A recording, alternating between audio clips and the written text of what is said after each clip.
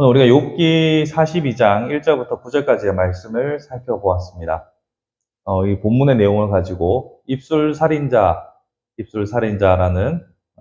제목으로 하나님의 말씀을 전하려고 합니다. 지난 한 주간 여러분들은 어떻게 지내셨는지요? 지난 한 주간은 우리 모두 안녕하십니까? 라는 말을 쉽게 꺼내기 어려웠습니다. 안녕하지 못했기 때문이죠. 거대한 참사로 많은 젊은이들의 목숨이 이 땅에서 사라졌습니다. 그리고 그 비극의 현장 가운데서 많은 사람들의 슬픔과 눈물을 우리는 보았습니다. 그러나 그 와중에서도, 그 사이에서도 희생자들과 그리고 희생자들의 가족을 비난하는 목소리들을 우리는 심심치 않게 볼 수 있었습니다. 이 참사에 대해서 젊은이들의 광기 때문이다. 혹은 영적인 문란함 때문이다. 혹은 그 부모들이 자식 교육을 똑바로 시키지 않아서 그런 일이 벌어졌다. 라고 하는 식으로 슬픔을 당한 자들을 향하여서 오히려 저주에 가까운 말을 쏟아내는 안타까운 모습들을 우리는 보았습니다.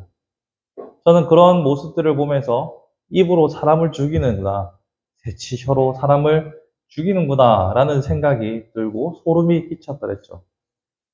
그래서 그들의 모습들을 바라보며 이런 현상들을 바라보면서 과연 우리 안에는 이러한 잘못들이 없는가?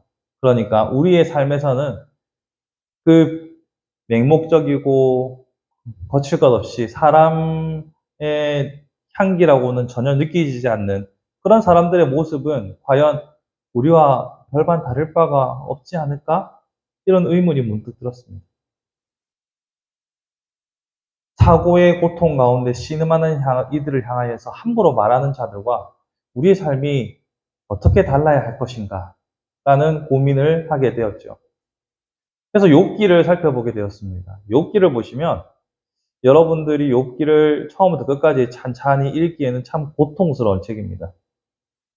아마도 요한계시록과 또 여러 율법들이 적혀 있는 율법서들 못지않게 욥기의 내용도 참 어렵습니다. 왜냐하면 1장부터 42장까지의 이 긴 내용, 나름 제법 양이 많은 편인데요.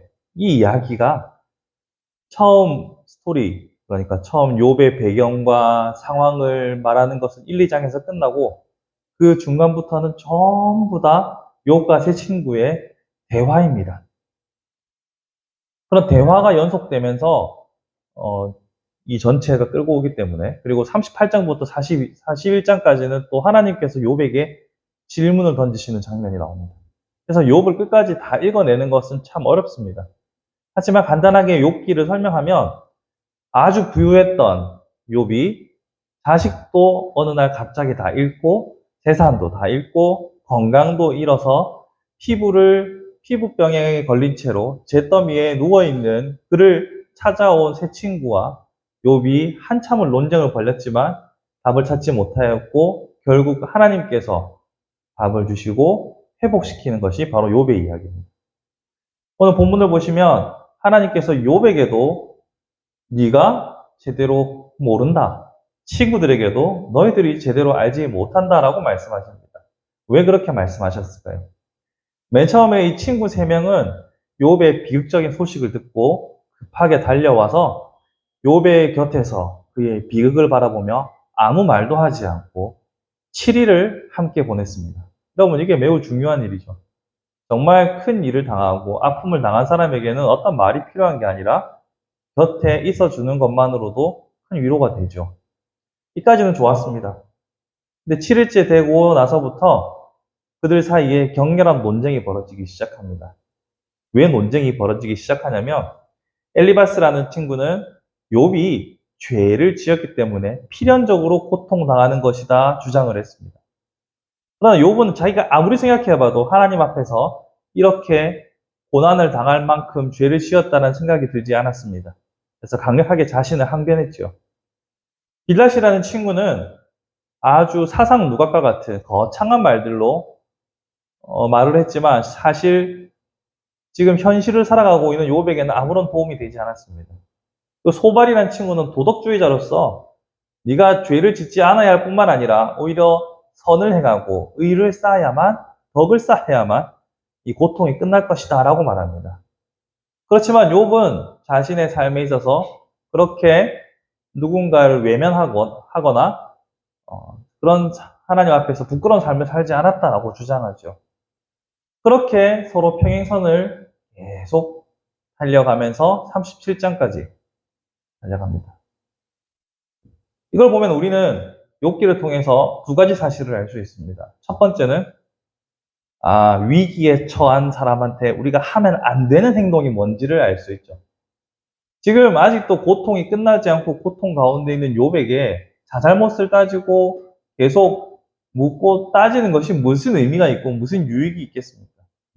또 한 가지는 우리가 가지고 있는 생각들을 아무리 굴리고 고민해 본다고 한들 하나님 앞에서는 아무런 가치가 없을 수도 있다는 거죠. 오늘 읽은 본문을 보시면 정말로 재밌는 말이 나옵니다. 8절 말씀에 너희가 우매한 만큼 너희에게 갚지 아니하리라.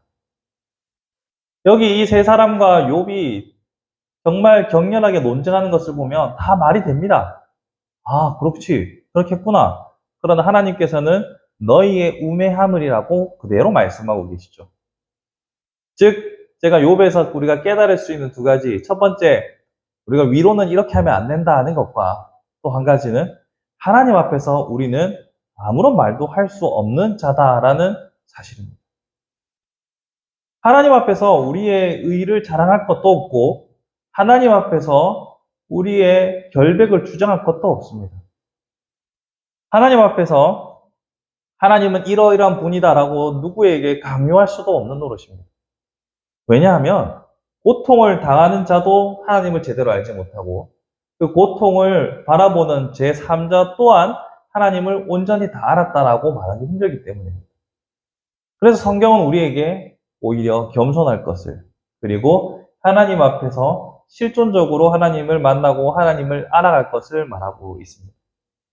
거대한 하나님의 존재를 직면하도록 하는 것, 그것이 하나님의 방식이죠. 그래서 38장부터 41장까지 이 120 몇 절에 이르는 이 방대한 양에서 하나님은 무려 60가지가 넘는 질문을 욥에게 합니다. 그러면서 계속해서 욥에게 하나님이 어떤 분인지 깨닫도록 인도하시고 결국 오늘 본문 1절에서 욥이 하나님께 고백하게 되죠. 내가 무지했습니다. 하나님은 크시고 내가 깨닫지 못한 것을 깨달았다라고 착각했습니다라고 고백하게 되는 거죠. 결국 하나님에 대한 이해와 하나님에 대한 각 개인의 경험도는 각 개인에게 달려 있습니다. 우리가 옆에서 막 가르쳐 준다고 달라지고 하는 것이 아닙니다. 우리가 알려준다고 한들 우리도 정확하게 하나님을 100%다 이해하지 못했기 때문에 오히려 상처를 입히고 오히려 우리의 입이 고통 가운데 있는 자를 죽음으로 몰아갈 수도 있다는 겁니다. 그런 의미에서 우리는 고통당하는 자들을 향하여서 또는 내가 고통당할 때 그 고통당하는 자를 위하여서 기도하고 위로하고 동행해줘야 합니다. 우리가 함부로 누군가를 가르치려 한다거나 누군가에게 뭔가를 주입시키려고 하는 것이 아니라 그저 기도하고 동행하고 위로해주는 것. 이것이 우리에게 가장 필요한 덕목이라는 거죠. 물론 앞에서 서두에 말씀드렸던 그렇게 희생자들을 향하여서 비난을 일삼는 자들과 욥의 친구는 근본적으로 차이가 있습니다.